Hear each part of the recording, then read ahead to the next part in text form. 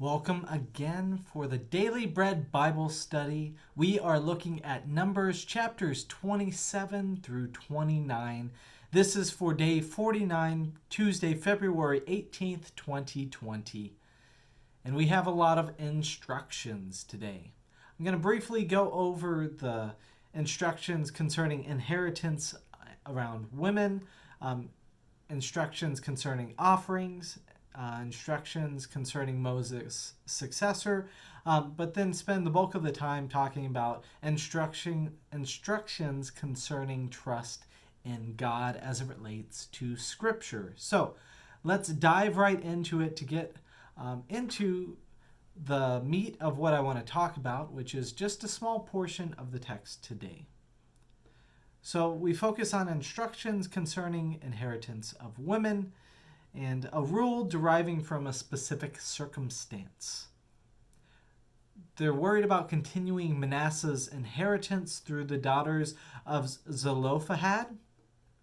So Mahlah, Noah, Hogleth, Milcah, and Tirzah in Numbers 27:1 come together and inquire of Moses about what their inheritance, what their portion will be, even though there are females who cannot currently inherit the land.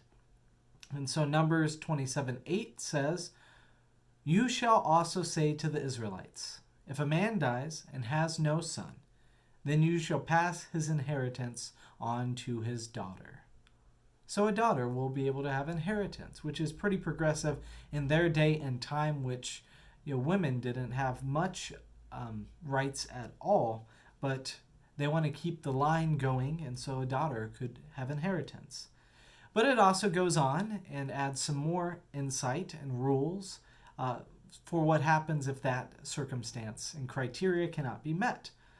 So Numbers 27:9 says, "If he has no daughter, then you shall give his inheritance to his brothers." Verse 10, "If he has no brothers, then you shall give his inheritance to his father's brothers. And if his father has no brothers, then you shall give his inheritance to the nearest kinsman of his clan, and he shall possess it." So finding men, especially if they were fighting in battle, you could see how the lineage and the line would be stopped. And so they're trying to come up with ways in which to preserve the lineage and the heritage for the Israelites. In Numbers 28, we go into the discussion around instructions concerning offerings, and that continues in chapter 29 as well.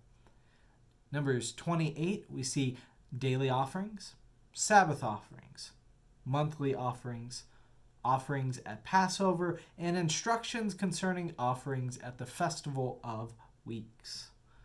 In Numbers 29, we see offerings at the Festival of Trumpets, offerings at the Day of Atonement, and offerings concerning the Festival of Booths. So as it instructs Moses in chapter 29, verse 39 through 40, "These you shall offer to the Lord at your appointed festivals, in addition to your votive offerings and your freewill offerings, as your burnt offerings, your grain offerings, your drink offerings, and your offerings of well-being." And so Moses told the Israelites everything just as the Lord commanded Moses. Moses, that diligent servant, that servant who listens to God and does just what he commands, then also gets asked right before this in Numbers 27 to do something which I find a little confusing. Joshua is appointed Moses' successor, and it makes sense that somebody needs to take over the reins after Moses is about to be gathered to his people, aka Moses will die. Even more, God says that Moses will die and pass it over to whom God selects, which is Joshua. And Moses does as the Lord commanded him in Numbers 27:22. But the reason for which God passes on this to Joshua here in this text says that God does this due to Moses' failures at Meribah. So we're going to have plenty of time to talk about Joshua and his leadership coming up later on, past Deuteronomy, especially in the book of Joshua, where we get to see him act as a leader. But this section is an interesting one to me, since the account of Numbers brings up many questions as to why Moses is punished and forbidden from entering into the promised land. Now, I should say this. I believe the Bible to be divinely inspired, breathed in by God, and a medium through which God speaks to us. So the care and respect that we exercise for God is the care and respect that we should have when we approach the Bible and studying it, because this mirrors our respect for God. Yet, at the same time, this care and respect involves curiosity. You want to be able to understand what God is saying to us on a deeper level. And with that, then we ask the question, what can we learn about God and ourselves through this text? And the answer is simple. Here in the story that we hear of Joshua's successor, we see that trust matters to God. Trust matters, and that seems pretty obvious to people of faith, that we are called to trust in God and obey what God has on our lives, to be honest about what God is calling us to, and to be open to what God has to say, even if we may not appreciate it or like it at the time. But even beyond this, we have the story of the ideal of trusting in God and the punishment of Moses not getting to go in the promised land, as it says in Numbers chapter 20, verse 12, because you did not trust in me. God saw some defect in Moses, something that Moses did that caused him not to trust him there at Meribah when he brought water from the rock. It says in Numbers 27:14 that you did not show my holiness there at the water at the rock, and you rebelled against my word, which sounds pretty straightforward. We should listen to God and give God reverence and holiness. We should not rebel against God's words that God's speaking to us, because these would be forms in which we don't trust God. That seems pretty simple, but looking at the text, I think the answer to this question is a little bit more challenging, because we have less context clues. It says, how does Moses not trust God? And specifically for us, what can we learn about trusting God through this story? So let me come up with a few speculations, and I've looked around for some other insights, some other guidance that people might have, and to try and get a little bit more of people's opinions on this. So a couple questions comes up for me. Did he fail to speak to the rock? Because as it says in the Numbers version, that you're to speak to the rock and the water will come out. Or is his lack of trust shown that he hit the rock twice instead of hitting it just once? Is that he didn't think it would take the first time and that he struck it a second time? Maybe Moses added some unnecessary remarks. God didn't directly say to address the Israelite people with the words that he used in Numbers 27. Maybe there's possible that there's some doubts that are not stated in Numbers chapter 27. And he had some doubts maybe in Numbers 20 as well that were just not written down, and that Moses was actually doubting as if God would be able to provide water from the rock.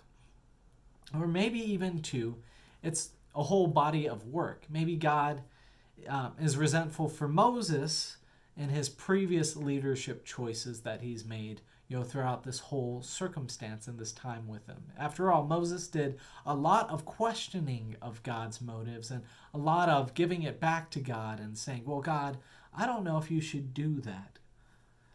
So hopefully Scripture can be able to help us here. But looking at the Exodus 17 version of the Meribah story, We have even less understanding of why Moses would be reprimanded here at the decommissioning of Moses and appointing of Joshua. It says in Exodus 17, 5 through 6, here's its account of Meribah. The Lord said to Moses, "Go ahead of the people, take some of the elders of Israel with you. Take in your hand the staff with which you took and struck the Nile, and go. I will be standing there in front of you on the rock at Horeb. Strike the rock, and water will come out of it, so that the people may drink." And Moses did so in the sight of the elders of Israel. Maybe Moses didn't do exactly as the Lord had said, but that's all we have. Moses did so. It sounds like as the Lord commanded, Moses did, which makes it even more troubling to figure out what exactly transpired. All we have is the Numbers version stating that there were some issues, and it's not quite explicitly stated in Exodus 17 or even the Exodus or the Numbers chapter 20 version of it. We see this was also the reason Aaron was said that he was not to inherit it as well. So it sounds like there's something more going on that just is not recorded in our story. So we as people who look at the Bible and try and find what we can trust in God from it and what we can glean from it, how are we called to show care and respect for this text, which is a little hard to understand? Well, the first is the simplest. God calls me to trust God. It's very simple. Then when I look at this, I hear the story, I hear things that may not be in there, and I can't base my opinions or my decisions of faithfulness and how I should react with God by stuff that's not said in the Bible. Which leads me to the second is, my assessment of other people's faithfulness may not reflect God's. My assessment of Moses might be incorrect. My story might be incorrect. The way that I look at these biblical characters might have some flaw and defect in them. And it's very important not to judge somebody else by what you think their faithfulness should be. I know we as humans are prone to do that all the time. And as Jesus reminded us that we should remove the log from our eyes instead of looking at the speck in our neighbor's eyes, to be very much focused on our piety and the ways in which that we need to tend to nurture the trustworthy and trusting relationship God calls us to. Third, there are many details in the circumstances of these stories which are not recorded.